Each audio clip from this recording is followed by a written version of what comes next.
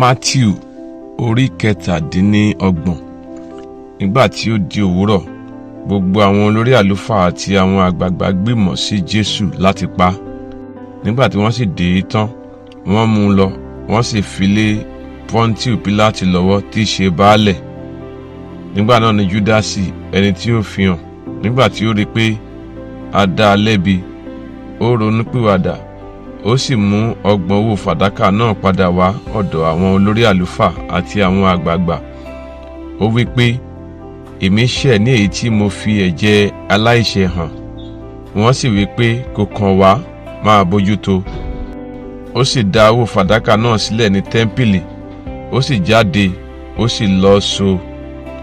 Àwọn olórí àlùfáà sì mú owó fàdákà náà, wọ́n sì wí pé, kò tọ́ kí a fi sínú ìṣúra nítorí pé owó ẹ̀jẹ̀ ni.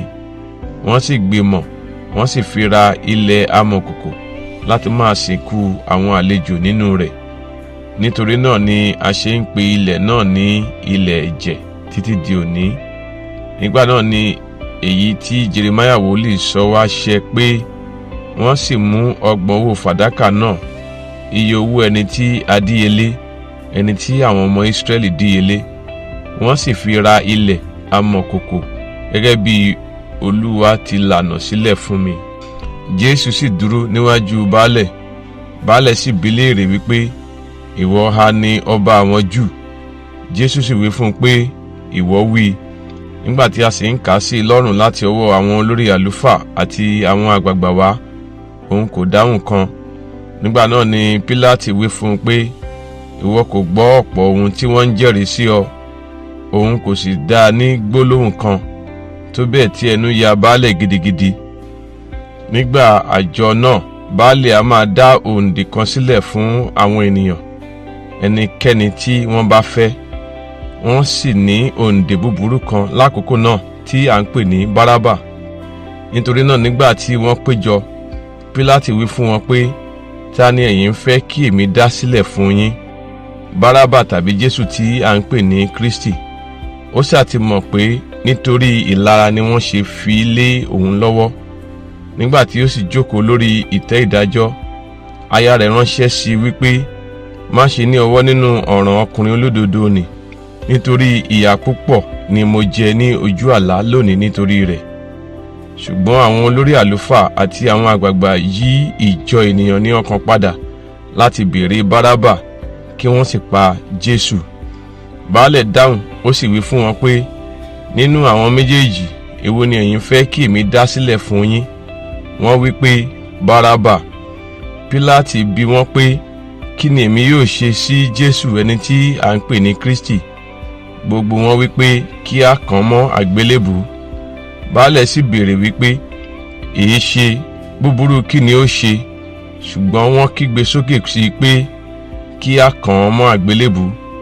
Nígbà tí Pílátì rí i pé òun kò lè borí ní ohunkóhun, ṣùgbọ́n pé akúkú sọ gbogbo rẹ̀ di ariwo, ó bu omi, ó sì wẹ ọwọ́ rẹ̀ ní ojú ìjọ, ó wí pé, ọrùn mi mọ́ kúrò nínú ẹ̀jẹ̀ ènìyàn olóòótọ́ yìí, ẹ máa bójútó.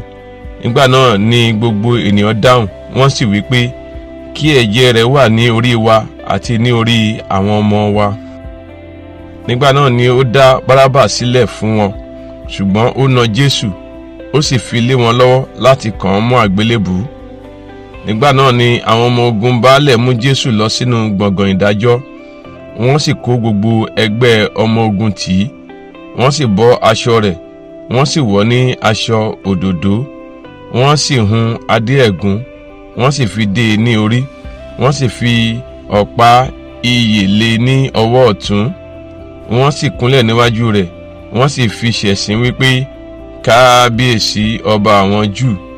Wọ́n sì tutọ́ sí i lára, wọ́n sì gba ọ̀pá ìyè náà, wọ́n sì fi lù ú ní orí. Nígbà tí wọ́n fi ṣẹ̀sín tán, wọ́n bọ́ aṣọ náà kúrò lára rẹ̀, wọ́n sì fi aṣọ rẹ̀ wọ̀ ọ́, wọ́n sì fà á lọ láti kàn án mọ́ àgbélébùú. Bí wọ́n sì ti jáde, wọ́n rí ọkùnrin kan ará Kírénì tí ń jẹ́ Símónì.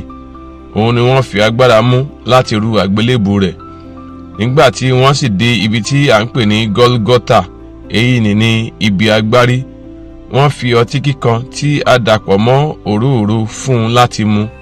Nígbà tí ó sì tọ́ ọ wò, ó kọ̀ láti mu. Nígbà tí wọ́n sì kàn án mọ́ àgbélébù, wọ́n pín aṣọ rẹ̀, wọ́n sì ṣẹ́ gègé lé e, kí èyí tí wòlíì wí bá lè ṣẹ pé, wọ́n pín aṣọ mi fún ara wọn, aṣọ ìlékè mi ni wọ́n ṣẹ́ gègé lé. Wọ́n sì jókòó, wọ́n ń ṣọ́ ọ níbẹ̀.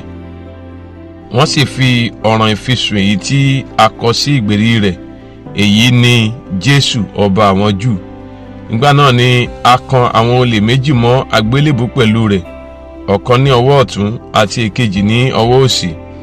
Àwọn tí ń kọjá lọ sì ń fi ṣe ẹlẹ́yà, wọ́n sì ń mi orí wọn, wípé, ìwọ tí ó wó tẹ́ḿpìlì tí ó sì kọ́ ní ọjọ́ mẹ́ta, gbá ara rẹ là. Bí ìwọ bá ṣe ọmọ Ọlọ́run, sọ̀kalẹ̀ láti orí àgbélébù wá. Gẹ́gẹ́ bẹ́ẹ̀ ni àwọn olórí àlùfáà pẹ̀lú àwọn akọ̀wé àti àwọn àgbààgbà ń fi ṣe ẹlẹ́yà wípé ó gba àwọn ẹlòmíràn là, ara rẹ̀ ni kò lè gbàlà. Ọba Ísírẹ́lì ṣá ní í ṣe, jẹ́ kí ó sọ̀kalẹ̀ láti orí àgbélébù wá nísinsìnyí, àwọn yóò sì gbà á gbọ́. Ó gbẹ́kẹ̀lé Ọlọ́run, jẹ́ kí ó gbà á là nísinsìnyí bí ó bá fẹ́ràn rẹ̀. Ó ṣá wí pé ọmọ Ọlọ́run ni èmi. Àwọn olè tí a kàn mọ́ àgbélébù pẹ̀lú rẹ̀ sì ń fi èyí náà gún lójú bákan náà. Láti wákàtí kẹfà ní òkùnkùn ṣú bo gbogbo ilẹ̀ títí ó fi di wákàtí kẹsàn-án. Níwọ̀n wákàtí kẹsàn-án ni Jésù sì kígbe ní ohùn rara wípé, Eli, Eli, lama sabachthani. Èyí ni Ọlọ́run mi, Ọlọ́run mi, èéṣe tí ìwọ fi kọ̀ mí sílẹ̀?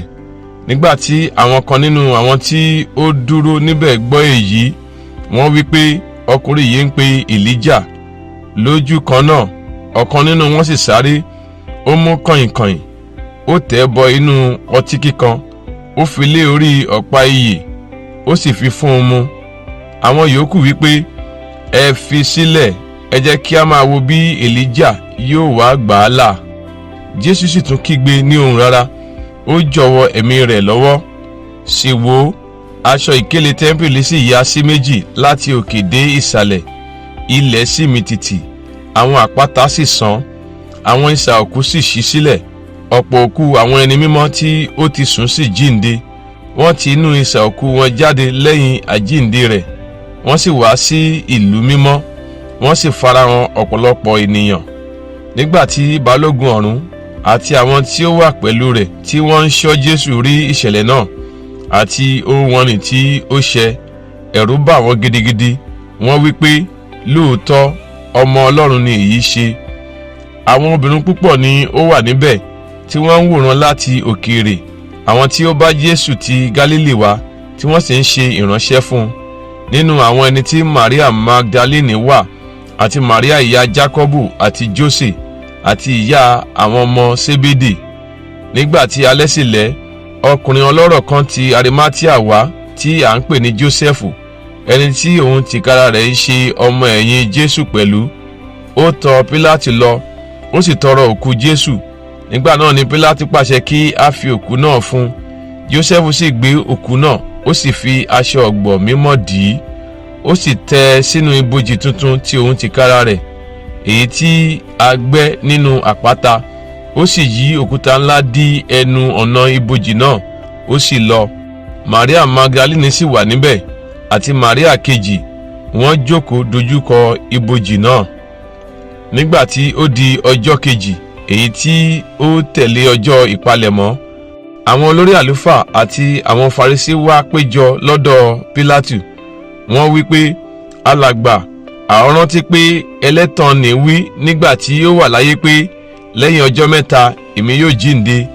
Nítorí náà pàṣẹ kí a kíyèsí ibojì náà dájú títí yóò fi di ọjọ́ kẹta, kí àwọn ọmọ ẹ̀yìn rẹ̀ má ṣe wá ní òru, wọ́n á sì jí i gbé lọ. Wọ́n á sì wí fún àwọn ènìyàn pé ó jíǹde kúrò nínú òkú. Bẹ́ẹ̀ ni ìṣìnà ìkẹyìn yóò sì burú ju ti ìṣáájú. Pílátì wí fún wọn pé, ẹ̀yin ní olùṣọ́, ẹ máa lọ, ẹ ṣe é dájú bí ẹ ti lè ṣe é. Bẹ́ẹ̀ ni wọ́n lọ, wọ́n sì ṣe ibojì náà dájú. Wọ́n fi èdìdì di òkúta náà, wọ́n sì yan ìṣọ́.